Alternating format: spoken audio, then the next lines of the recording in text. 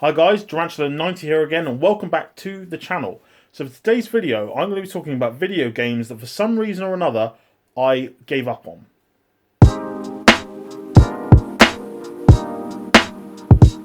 So, difficulty in video games is here or there, whether it's normal difficulty or not, certain video games will have a different variation of difficulty, especially depending on what kind of game it actually is.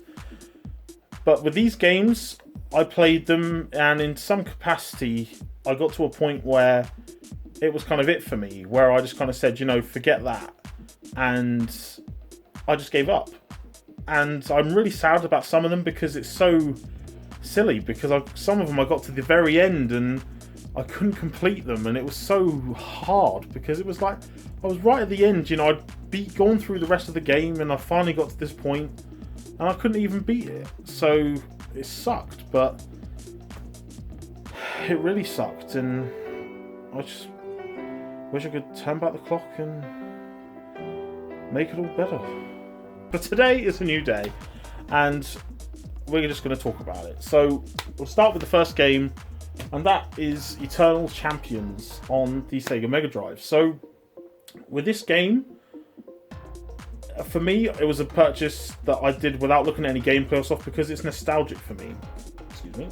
It's nostalgic for me because I played as a kid, and even down to like hearing the sound of when you hit people or when they hit the ground, it's like sounds like that really like resonate with players.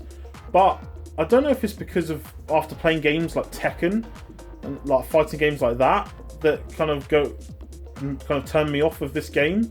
But it's like, it's just so slow, and it's crazy because you have people.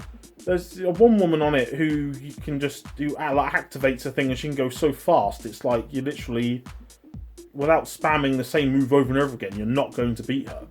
And then you've got one, I think Shadow, that turns herself invisible, and then even like when she like rematerializes again, anytime I try and do a move, the first thing she does is throw me. And I got to like 6 people in, and it was like the furthest I'd got, and that was it really. After that, I couldn't get any further than that. So it's sad, but just something I gave up on. I much prefer to play the faster moving games, but I'm still going to have it in my collection because it is a piece of my childhood. It's something that I remember, so I'm going to keep it anyway. Next, one of the sad ones. I think there's actually like the next 3 are all sad ones for me. So the first one is Revenge of the Shinobi. Amazing game. One of probably the first games that I played on the Mega Drive back in the day. And again, I'm really sad that I didn't get to complete this game. I got to the last boss at the end, and I got to him. Last time, as you progress, obviously you die because you're not exactly getting what happens like further on in the game. So you go back, and then you kind of go through a game knowing what you've then got to do, so it becomes easier. And I got onto him with like about 8 or 9 lives or something like that. If that's right, if I'm wrong, I apologise.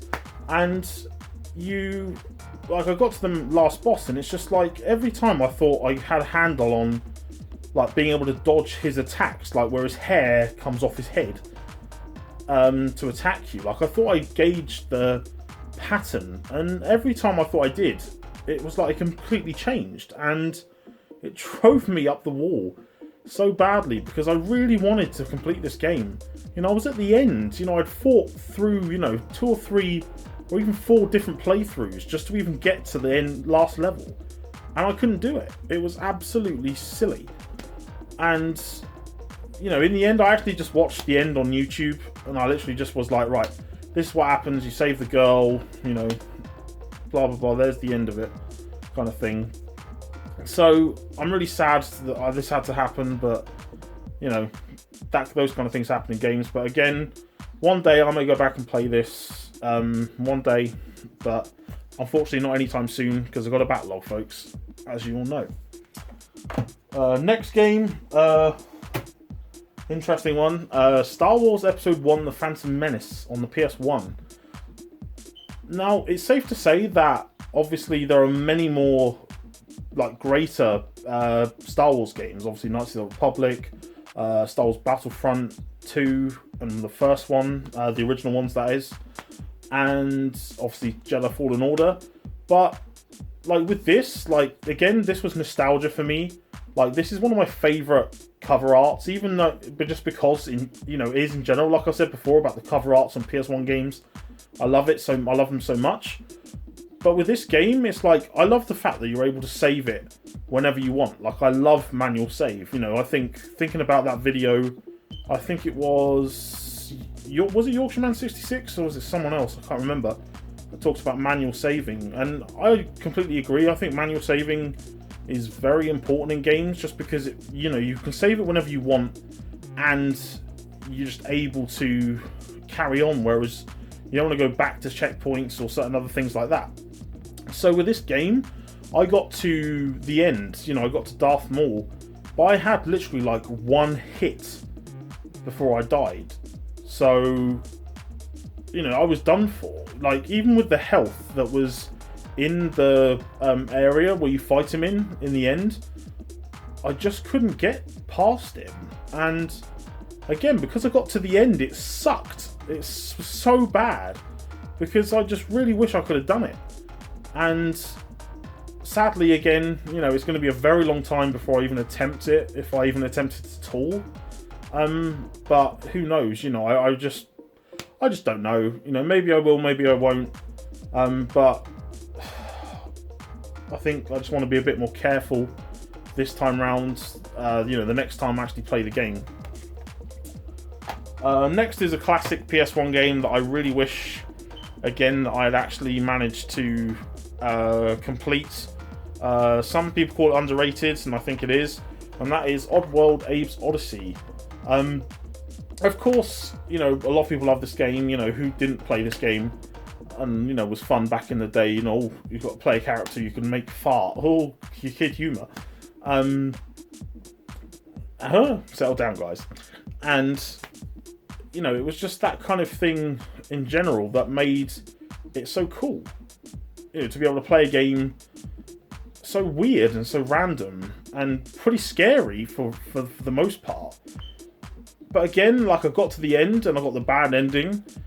And obviously when it goes back to, after you get to the bad ending, obviously it sends you back to a certain part, like not very far away from the end. But you have to save at least 50 Mudokons. I hope I'm saying that right. And I only did like 42, I think, in the end. So where it sent me back to, like no matter how many, even if I saved all of the Mudokons between that bit and the end, it was still not 50. So it sucked. Again, like I played through this game, a lot of grinding to get through it, like kind of figure out how to do things, what to do in it. And again, sadly, it just didn't work out for me. But again, I think I did watch the good ending on YouTube as well. So again, like I probably may not go back and play this again for a long time. But I know, like, for the next time round that I will make sure that I get at least 50 Mudokons saved. Then the next game I want to talk about is, I think I've got it in here. It's my trusty little disc thing. Is Crusaders of Might and Magic. Now this game, again, like was one of those games that I looked at the gameplay and I thought, hey, that's pretty cool. I'm going to pick it up. Looks quite nice. And I was absolutely wrong. To start with, it felt really kind of okay. Not the greatest looking game, but it was kind of fun at first. And then you get to a point where you come across these dwarves, and these dwarves, it literally feels like you are attacking them forever. Like, it feels like it goes on for so long that you just don't know when you're going to stop. Because it's like when you attack and use your magic, you level up after a certain time, which is quite cool that it does automatically for your magic and for your combat. But, when you get to the point where you're fighting these dwarves, it feels like you go on and on and on at them, and they just don't die. And it's like, it's the beginning of the game. It's not like you're fighting high-level creatures. It's the beginning of the game, for Christ's sake. But in the end, you know, after looking at reviews again, because I don't think I looked at reviews, it got like under 5 out of 10. So, you know, I was doomed from the beginning, I guess. And the last 2 games that I want to talk about, I don't actually have to hand, but the first one I want to talk about is Rogue Ops on the original Xbox. This was a game, again, it was quite fun, you know, like a little kind of spy game. It's quite interesting. It wasn't that impressive as a game, but excuse me, I did like it, and I like the mechanics. But it got to a point where I had to do something, like, I don't know if it was a control panel or something, and I couldn't do it. Like, I was doing it in the direction it wanted me to, but then it said I wasn't doing it right. Yet, I don't know if it was just a control pad, because I know I've said it before that I think I need a new Xbox control pad, but it just wasn't working, and I didn't know what to do. So, and I was trying it so many times in so many different ways, and I just gave up. Because what could I do? I'm not going to keep going and going and going on a game, whether it's just, you know, the mechanics were wrong, or, you know, my control pad was wrong, and I'm not getting any further in the game, and I'm sitting there for like 20 minutes just trying to work out, is it me? You know, is it the control pad, or is it the game? What is it? So I just left it behind and ignored it. And the last game is a game called Eve of Extinction. Now, once again, I looked at gameplay for a short time, and I said to myself, this game looks pretty cool, so I'm going to pick it up. But, and there's a big but. Yes, pause for a minute. It's rubbish. The combat is literally limited to like 2 or 3 moves. The mechanics and the graphics are really they're just awful. And it's like, when you play it, it just feels so tough. Not like difficulty tough, but it's just like, almost like you're treading through mud to try and play the game. And it's so... it's just great. It's just yuck. It's just terrible. You know, no wonder why it's one of the 50p games. I mean, there are some really good 50p games you can get in CEX and, you know, across multiple consoles. But this game, you know, I just don't buy this game. Do not buy this game, people. Yes, you do not buy this game. But at the end of the day, you know, there are games out there that will do that to you. So I gave up on that, and yeah, that was just one of the mistakes that I made in my early days of becoming a retro gamer, really. So that's it for the doom and gloom of giving up on video games. I really hope you enjoyed the video. Let me know in the comment section below what video games you've given up on, what games that you know, just decided it was too much to handle, and, you know, thought for a better life you'll just not play it. And would you go back and try it again? Maybe you're in a different mindset gameplay wise, like me, and you want to go back and revisit these games and actually beat them, so you can have that accomplishment under your belt. As always, guys, hit that like button, subscribe down below for more content with notifications turned on. Thank you very much for watching and subscribing. Enjoy the rest of your day, whatever it is you're doing. And as always, guys, take care of yourselves. Oh yeah, and just a little PS onto this video. As you can see, my video is not full screen. Now, I don't know if that's because I'm recording on a phone, even though it is landscape, not portrait, when I'm filming. But I need it to be full screen. I want it to be full screen. It does my head in. So, like, and when I edit on Shotcut is the software that I use to edit my videos. So, you know, is it something I need to do in there? Like, what's the aspect ratio for YouTube? Like, Danny, I know you film on your iPad, and obviously with that kind of gets you straight onto that. I don't know how you go about uploading it that way, like, or if it's, you know, depending on the aspect ratio. But, you know, if anyone's got any like hints and tips on how to like export a video so it can be full screen on a phone, like full screen from a phone to YouTube, or if it's just because I'm using a phone. If that is the case, you know, let me know. Is there any recommendations for cameras that I can get in order to help me do that? Because, you know, I want it to be full screen. Like, I hate it being the way it is. So please let me know in the comments below, you know, what I need to do in order to get my videos full screen on YouTube.